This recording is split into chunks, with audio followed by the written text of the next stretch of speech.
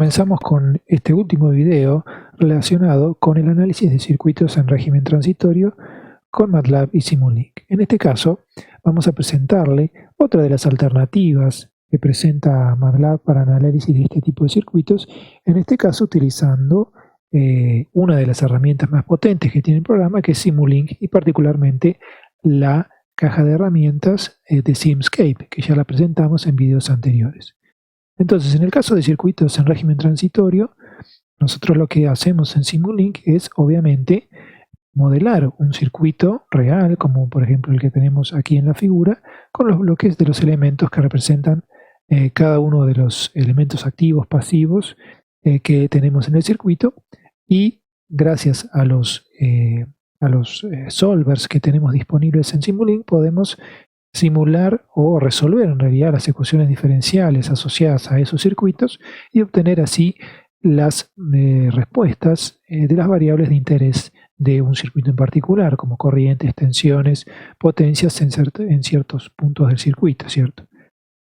Tanto en lo que es en el dominio del tiempo, como habíamos visto en el caso de corriente alterna en el dominio fasorial, ¿cierto? Entonces, además de los elementos que ya habíamos visto anteriormente, los elementos pasivos, resistencias, inductores, capacitores y los elementos activos como las fuentes, en el caso de circuitos en régimen transitorio vamos a tener que introducir algún elemento que me permita simular o representar el efecto de llaveamiento, o sea, algún elemento que represente el interruptor que permita simular o representar la apertura y cierre del circuito en un tiempo determinado. Existe un elemento que se llama breaker en la biblioteca de elementos de SimPower Systems, que básicamente es un interruptor, ¿cierto? Que tiene un puerto de conexión de entrada y de salida, y tiene la posibilidad también de un puerto de entrada para una señal de control que permite, en definitiva, abrir y cerrar la llave a voluntad. Entonces, brevemente vamos a ver cuáles son los parámetros, aunque los vamos a ver en detalle en el ejemplo. Existe una serie de parámetros dentro de este bloque que son necesarios definir antes de realizar la simulación. Una es la resistencia, ¿cierto?, del interruptor, o la resistencia del contacto del interruptor, ¿cierto? En interruptores que se consideran prácticamente ideales, esta resistencia se coloca de un valor muy bajo. Luego tenemos el estado inicial, es decir, si la llave va a estar abierta o cerrada en el estado inicial de cuando se comienza a simular el circuito.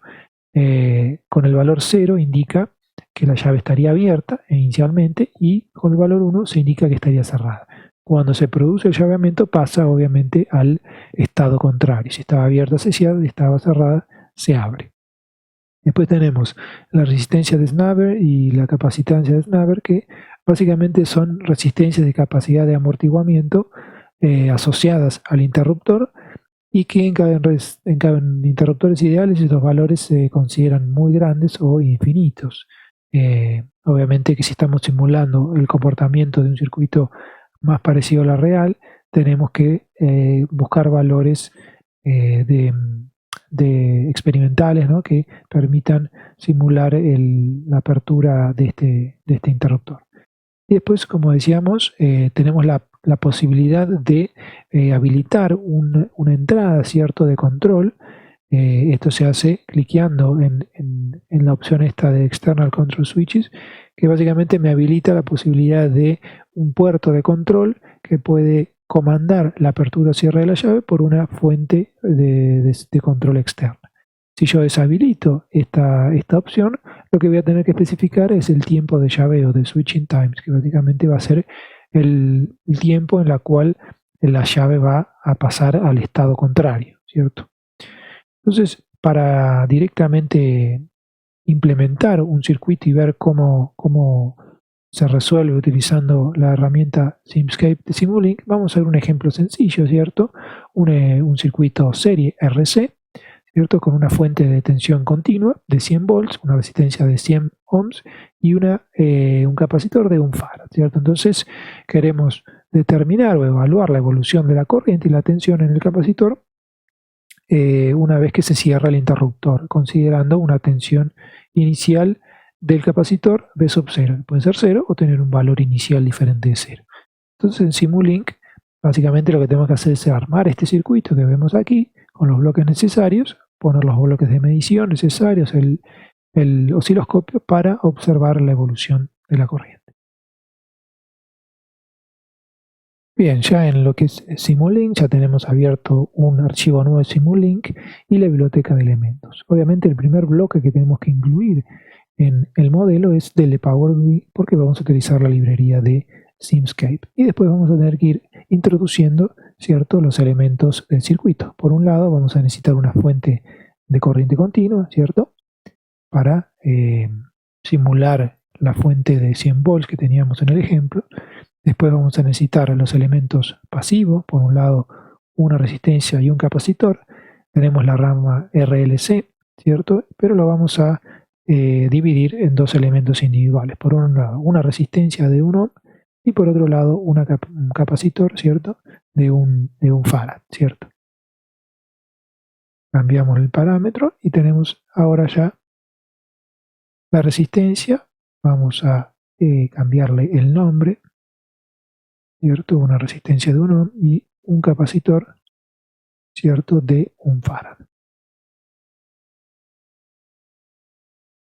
Después tenemos la fuente, en este caso ya está especificada en 100 volts, entonces dejamos el parámetro o la variable de 100 volts y especificamos, si quieren, el nombre o la etiqueta en realidad del bloque de tensión. Entonces tenemos la fuente, los dos elementos pasivos. Necesitamos por otro lado el breaker, ¿cierto?, que va a estar intercalado entre la resistencia y la fuente.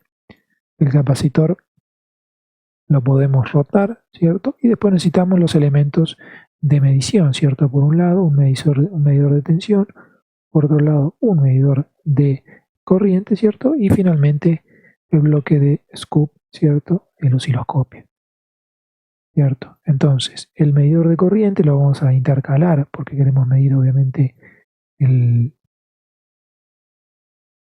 la corriente del circuito cierre, el medidor de corriente, y por otro lado el medidor de tensión me va a medir la tensión, ¿cierto?, del capacitor. Entonces el medidor de tensión de voltaje tiene que estar en paralelo con el capacitor, ¿cierto? Entonces podemos comenzar a interconectar los elementos, ¿cierto? Por un lado el breaker en serie con la fuente, en serie con la resistencia, en serie con el amperímetro, en serie con el capacitor, y cerramos el circuito por el capacitor.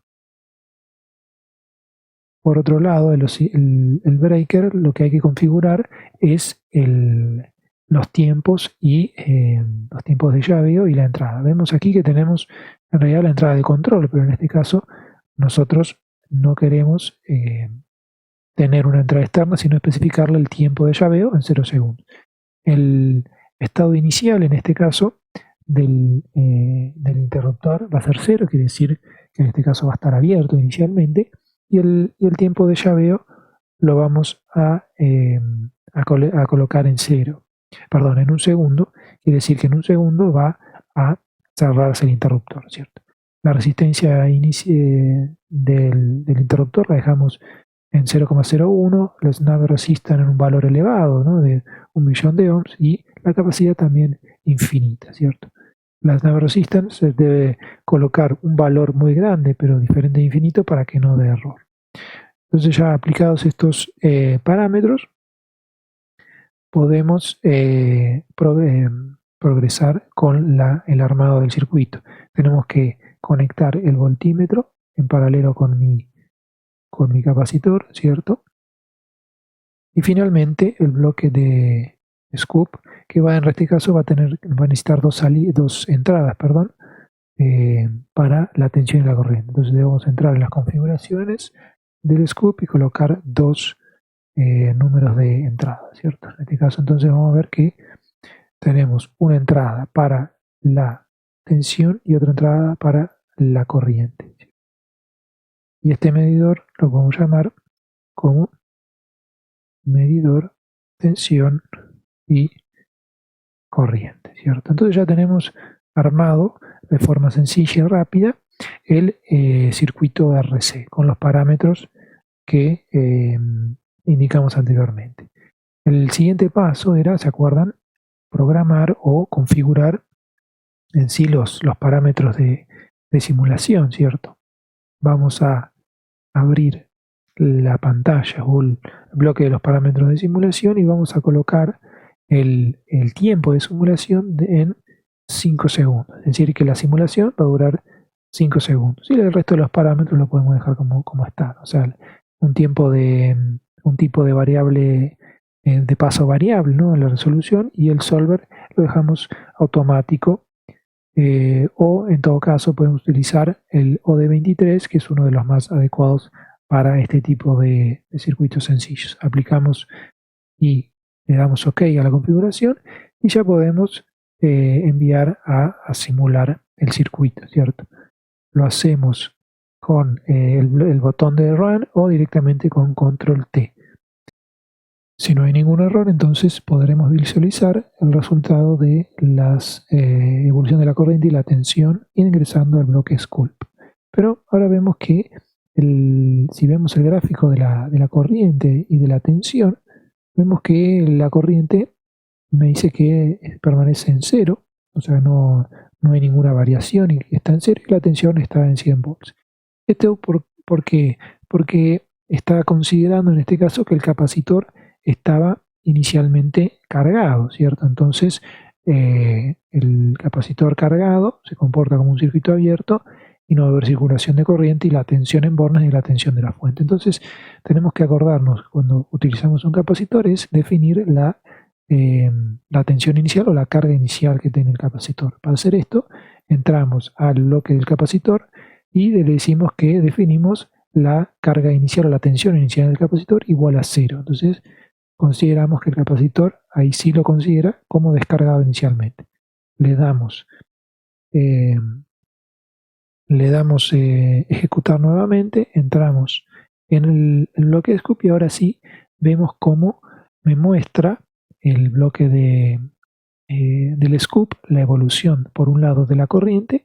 En un segundo vemos cómo la corriente es 0 hasta que se cierra el breaker, se produce la conexión del circuito, se produce una variación instantánea de la corriente hasta los 100 amperes y después va decreciendo hasta establecerse nuevamente en 0, ¿cierto? Cuando se carga el capacitor. Y la tensión obviamente en el capacitor va a ocurrir lo contrario, obviamente que no puede haber una variación instantánea de la tensión. En el momento del llaveo comienza a crecer exponencialmente la creación hasta establecerse en los 100 volts, que es la tensión de la fuente. Entonces vemos que rápidamente podemos armar un circuito en Simulink y evaluar la evolución de las variables. Podemos cambiar, si quieren, el tiempo de llaveo, ¿cierto? Si quieren decir, bueno, inicialmente, o sea, que el llaveo se produzca exactamente en el momento que comienza la simulación, y vamos a ver que los picos de corriente y de tensión y la variación de la tensión se producen al inicio de la simulación. Bien, entonces con esto terminamos la demostración de cómo utilizar Simscape de Simulink para simular un circuito en régimen transitorio, ¿cierto? Introduciendo un nuevo elemento como es el interruptor o breaker, que me permite generar el cambio de estado en un circuito de cualquier tipo. En este caso analizamos un circuito RC sencillo, pero puede ser aplicable para cualquier tipo de circuito y complejidad.